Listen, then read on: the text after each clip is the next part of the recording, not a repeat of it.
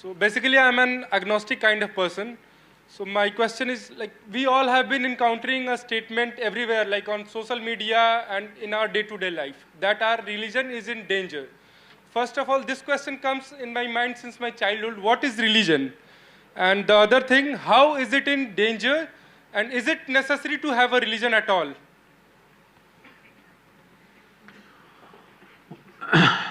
See, take a few minutes, he's asked a question. Sure. See, I want you to look back on this nation and see what is the context of this nation. If you look back on the history of this country, there was a time when there were over 200 political entities, kings, I mean, many small kingdoms, big empires. Sometimes certain kings came and conquered and made it into larger empire, sometimes it broke into small. Largely it was been somewhere between 100 to 250 nations within one geography of what we call as Indian subcontinent today. But though there were so many political nations, people from outside always called this land as Hindustan. Yes? Even now, if you go to Arabia, let's say Lebanon and Jordan and these kind of places, you will find thousands of women in Lebanon are still taking the name Hind. It's their name, because in their language, Hind means India. I asked them, first time when I went, I was surprised. Why are you taking name India? I mean, in Lebanon, why are you Indian? They say, no, this is our culture. We always connected with India. Probably these people are somebody who went long time ago. They become part of that culture and they look like that, everything is like that. Must have been thousands of years ago. They must have been homesick. When you're homesick, you call your daughter India. So at least I can call India, India every day because I'm missing my country So that tradition is still there. But even then they called Hind or Hindustan, though we were many nations within this subcontinent. Oh, okay. So why did they call this nation Hindustan is, one thing is it's a geographical identity. The land that lies between Himalayas and the Indus-Sagara, which is today called as Indian Ocean, they call this Hindustan. Himalaya and Indus-Sagara, between that is Hindustan. So geographical identity was given, but not political identity, not language identity, not religious identity. This is very significant because they could not figure out who the hell we were even then. As even today, you can't figure out who the hell you are, that's why you're asking this question Even then, the same question as your Vice-Chancellor asked, Sadhguru, would you answer the question, who am I? So we still can't figure out who the hell we are because this has been a land of seeking, never a land of belief. If you want a religion, essentially when somebody says, I'm religious, they always say, I'm a believer, isn't it? Let's explore this word belief. How many of you believe you have two hands? All of such people just at least raise one hand, please. Do you believe you have two hands or do you know you have two hands? We know. You know. If somebody starts an argument with you and tries to prove to you you have no two hands, if their argument becomes too overwhelming, one slap in the face, he knows you got hands, isn't it? But there are so many things you believe in heaven, you believe in God, you believe in many things. Why do you believe? Simply because you have not become straight enough in your life even to admit, what I do not know as I do not know. This is a serious problem. Whatever you do not know, you say, I believe. It is so human of you, so wonderful of you to see what you do not know as I do not know, isn't it? I do not know is a tremendous possibility. When you say, I do not know, genuinely within you, the longing to know, the seeking to know, and the possibility of knowing becomes a living reality in your life. Otherwise, everything that you do not know, you believe. When you believe, it gives you instant confidence. Confidence without clarity is the most disastrous thing that has happened to humanity. Confidence.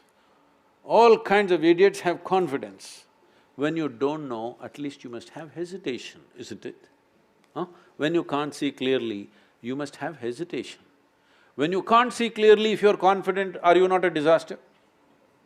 You are either a disaster for yourself or for everybody around you. So, this land was never ever identified with belief systems. This has always been a land of seekers. Seekers of what? Seekers of truth and liberation. Just now, yesterday I was at, the BHU in Kashi. You just see there, people are coming from all over the country and now all over the world. In search of what? Mukti. Freedom is the highest value. God has never been the highest value in this culture. All the people whom you worship are people who walked this land at some time, isn't it? And they were not superheroes. They did not drop from the sky or fly in the air or walk upon the water, nothing. Just same grind as you are going through, much more grind than you are going through. If you want to take the example of anybody, either Shiva, Rama, Krishna, whatever the main deity is in the country, let's take Rama because he's always in political dispute. He is still in a real estate problem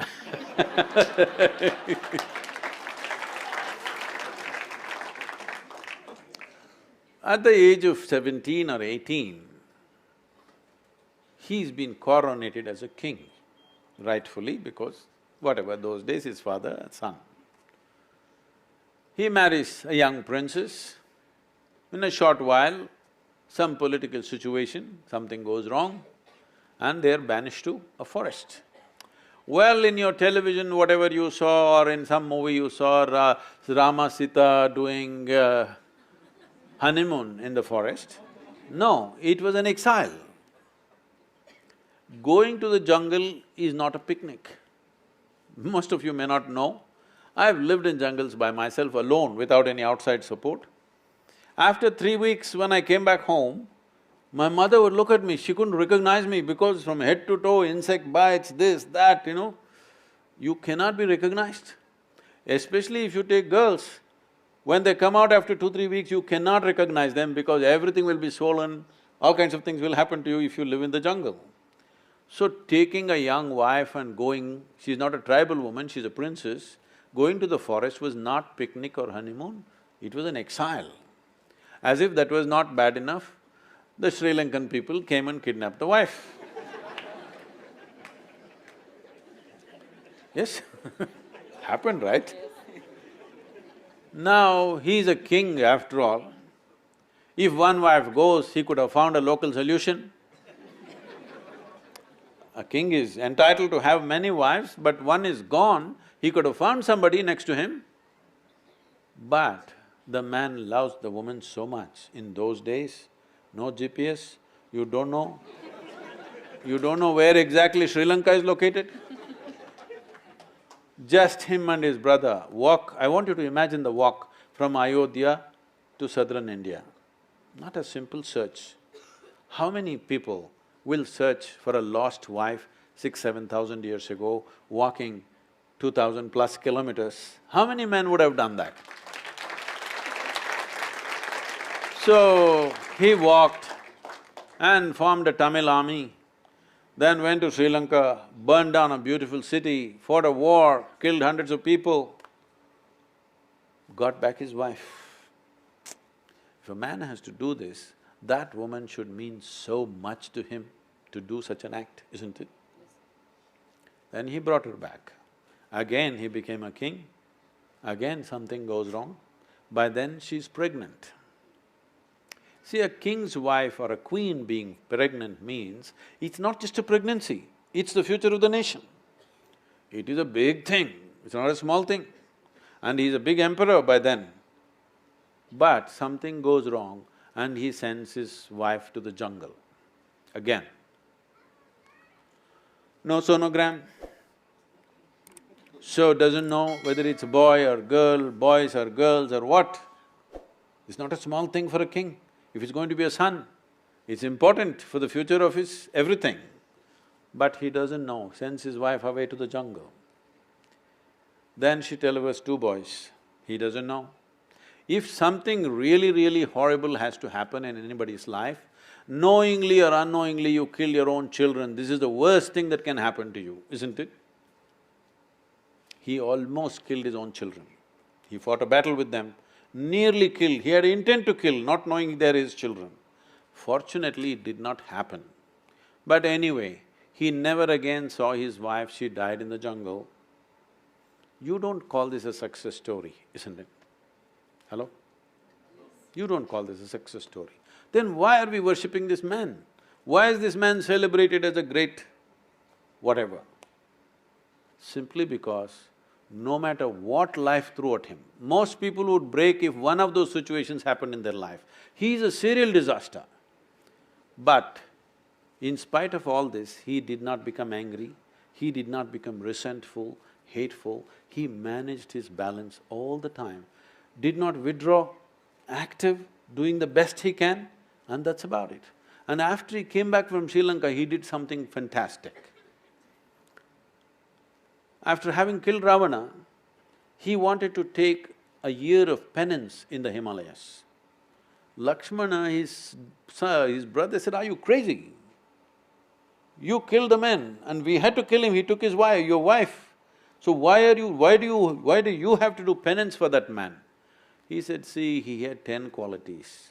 The 9 qualities I killed, I have no regret.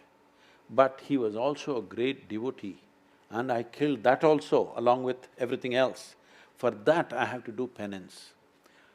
Because the man is free from whatever is happening around him, you throw the most horrible things at him, he is just who he is. This freedom is called Jivan Mukti. It is for that freedom that we bow down to him, not because he's a great hero, not because he's a great success. So, in this culture, the only valuable thing is that you attain to freedom from the process of life. What life throws at you is never your choice. It will throw all kinds of things at you. What will you make out of it? This is your choice, isn't it? So we always told you in this culture, never in this… now people are beginning to say this Uparwala business. Otherwise, in this culture, we always told you, your life is your karma. Yes or no? What does it mean to you? It simply means your life is your making. Nobody up there sitting and managing your life. Well, you're on a round planet and the damn thing is spinning, you don't even know which side is up. Hello? Do you know which side is up in this cosmos? I'm asking you. Is it marked somewhere, this side up?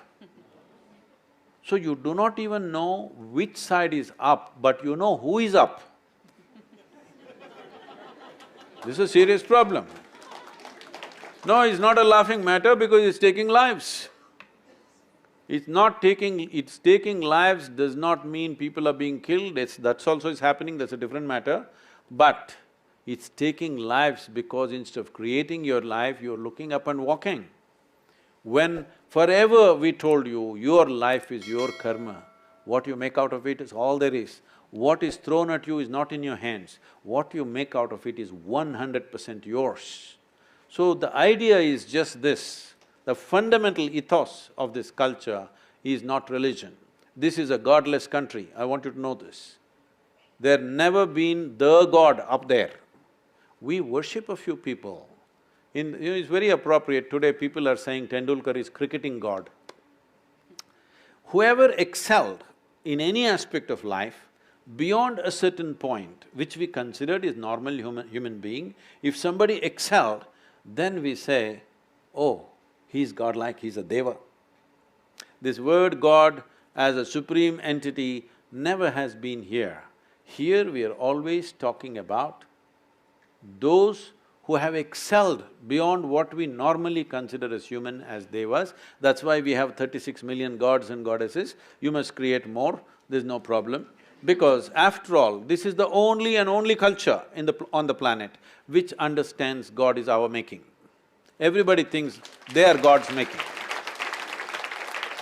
Right now, Vinayak Chaturthi celebrations are going on around the country. See, this is a classic example where we create the God, we will put him there, next 10 days or 1 month, whatever, our entire life is around him, full emotion, bhajan, dance, music, whole thing. But when the time comes, we go and dissolve him in water. We made the God, we worshipped him, we enjoyed it, we enthused ourselves in a big way using him. When we are done, we dissolved him. This clearly shows you we have an innate understanding God is our making, isn't it? So, here we have only had a spiritual process, variety of spiritual processes, but never religion. We became religious in competition. When outside forces came and too much competition, we are also trying to organize, but you can never organize this culture because if there are 3 people, there are 5 opinions. Within the same house, there are 10 gods. How do you make a religion out of that? No, this is just a process. You use everything for your emancipation, for your liberation. If you listen to the conversations of your mothers or maybe your young people, your grandmothers, not some spiritual conversation, daily conversation if you listen to it, without uttering the words karma, prarabdha, mukti, moksha, there's no conversation in this country. Constant reminder, no matter what you're doing, your education, your family, your business, your spirituality, everything is only towards your liberation, always. Freedom is the highest goal, not heaven, not God.